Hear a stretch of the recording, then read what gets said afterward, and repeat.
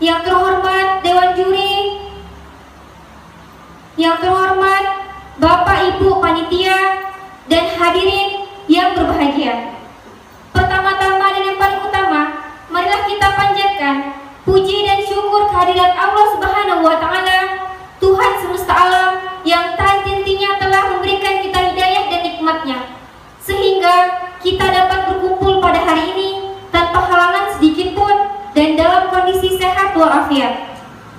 Tak lupa juga, marilah kita berikan sholawat serta salam yang tercurahkan kepada junjungan kita Nabi besar Muhammad Sallallahu Alaihi Wasallam yang telah membawa kita keluar dari zaman kegelapan menjadi zaman terang benderang seperti saat ini. Hadirin yang berbahagia, tema ceramah saya pada hari ini adalah keutamaan membaca Al-Quran. Al-Quran adalah kalamullah yang harus kita laksanakan dan harus kita pedomani dalam kehidupan sehari-hari.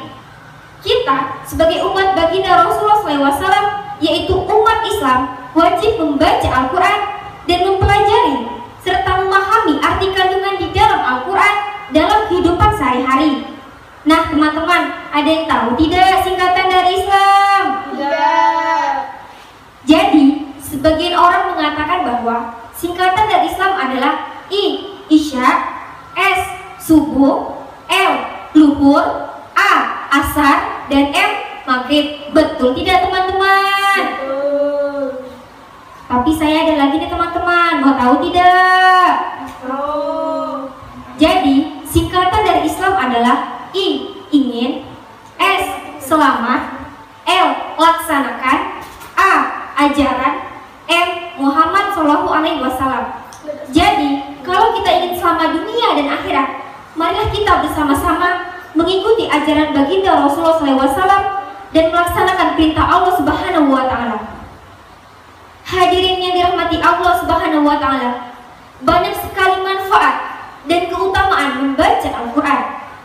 Nah teman-teman, di sini ada yang tahu tidak manfaat membaca Al-Quran? Tidak. Jadi, manfaat dan keutamaan membaca Al-Quran antara lain, yang pertama, orang yang membaca Al-Quran dan mendengarkan Al-Quran akan mendapatkan pahala dan rahmat dari Allah Subhanahu wa Ta'ala. Apalagi di bulan puasa ini, apalagi di bulan suci Ramadan yang berkah ini, pahala kita akan dilipat gandakan oleh Allah Subhanahu wa Ta'ala dari bulan-bulan yang lain. Yang kedua, orang yang membaca Al-Quran dan mendengarkan Al-Quran, malaikat akan ikut serta mendengarkannya dan melindungi dari bala dan musibah.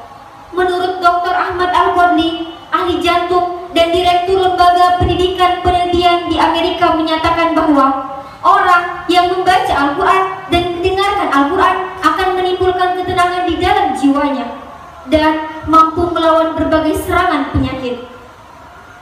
Teman-teman yang berbahagia, orang yang berpaling dari Al-Quran, orang yang berpaling dari agama Islam akan mendapatkan penghidupan yang sempit.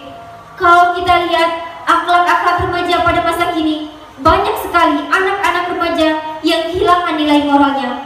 Mereka jauh dari agama, terlibat pergaulan bebas tanpa batas, narkotika, dan lain sebagainya.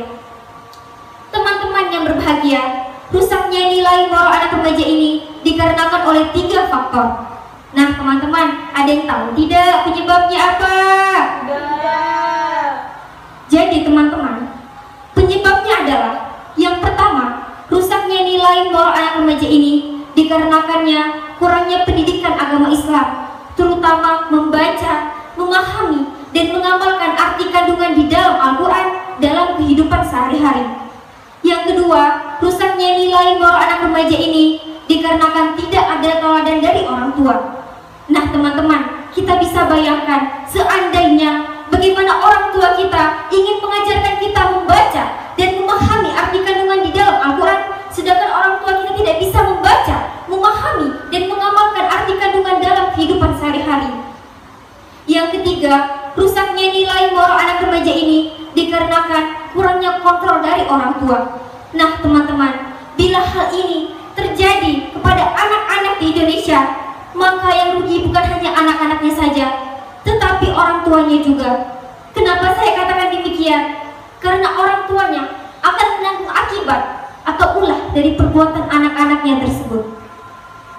Hadirin yang berbahagia, apakah hakikat kebahagiaannya bila anak darah dagingnya jadi sampah masyarakat? Apakah hakikat kebahagiaannya bila anak jantung hatinya durhaka kepadanya? Apakah hakikat kebahagiaannya bila anak darah dagingnya hidup dalam nista? Hadirin yang berbahagia, oleh karena itu, rugilah orang yang pandai bernyanyi tapi tak pandai membaca Al-Quran. Rugilah orang yang pandai berjoget-joget tapi tak pandai membaca Al-Quran. Rugilah orang pandai ilmu IPA, IPS, matematika, berbahasa Inggris tapi tak pandai membaca Al-Quran. Rugilah orang yang pandai main IG, pandai main WhatsApp, pandai main Facebook tapi tak pandai membaca Al-Quran. Dan yang paling ruginya adalah rugi orang yang pandai berpolitik tapi tak pandai membaca Al-Quran. Nah teman-teman, ada yang tahu tidak ruginya apa? Tidak. Jadi teman-teman, ruginya adalah kita tidak mendapatkan syafaat dari Rasulullah SAW di akhirat kelak. Sebagaimana Rasulullah SAW bersabda, "Iqra'ul Qur'an fa innahu ya'ti yaumal qiyamah syafi'an li ashabi." Yang artinya, bacalah olehmu Al-Quran, sesungguhnya ia datang di hari kiamat memberikan syafaat bagi orang yang mengamalkannya. Jika diartikan dengan bahasa Inggris, yaitu read by you the Al-Quran, actually it's come one day of the judgment giving intercession for those women. Hadirin yang berbahagia, Rasulullah SAW juga bersabda, khairukum man ta'allamal Qur'an wa 'allamah, yang artinya sebaik-baik kamu adalah orang yang belajar Al-Quran dan mengamalkannya.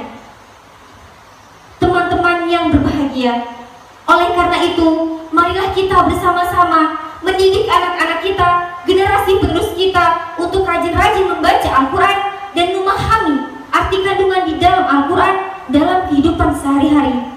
Kalau bukan kita, siapa lagi? Kalau bukan sekarang, kapan lagi?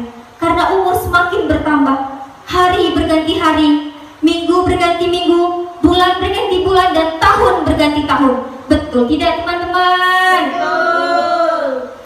Nah teman-teman, apalagi yang sudah berumur, apabila mata sudah mulai kabur, gigi sudah mulai gugur, uban sudah mulai bertabur, kulit sudah mulai Betul.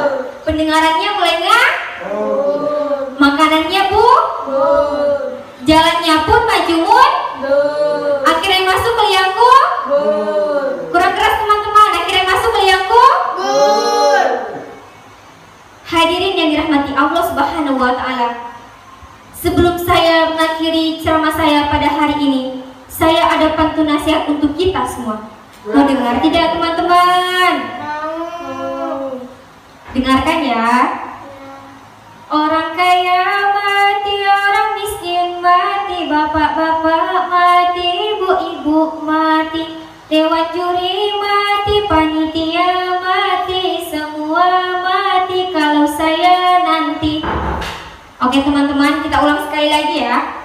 Orang kaya mati, orang miskin mati, Bapak-bapak, Mati. ibu-ibu, Mati. dewan juri, Mati. panitia, Mati. semua mati kalau saya Mati. Mati. Teman-teman yang berbahagia, demikianlah yang dapat saya sampaikan. Kurang dan lebihnya mohon dimaafkan. Kalau ada jarum yang patah, jangan masukkan ke dalam peti. Kalau ada kata dan tingkah laku saya yang salah, jangan simpan di dalam hati. Mohon maaf sekali lagi. Kalau ada sumur di ladang, boleh kita numpang mandi. Kalau ada umur panjang, nanti kita ketemu lagi. Rasulullah SAW bersabda, al-insanu malu khota wa nisyad, yang artinya manusia tempatnya salah dan hilaf. Teman-teman yang berbahagia, demikianlah yang dapat saya sampaikan. Kurang dan lebihnya mohon dimaafkan. Akhirul kalam, wabillahi taufiq wal hidayah. Wassalamualaikum warahmatullahi wabarakatuh.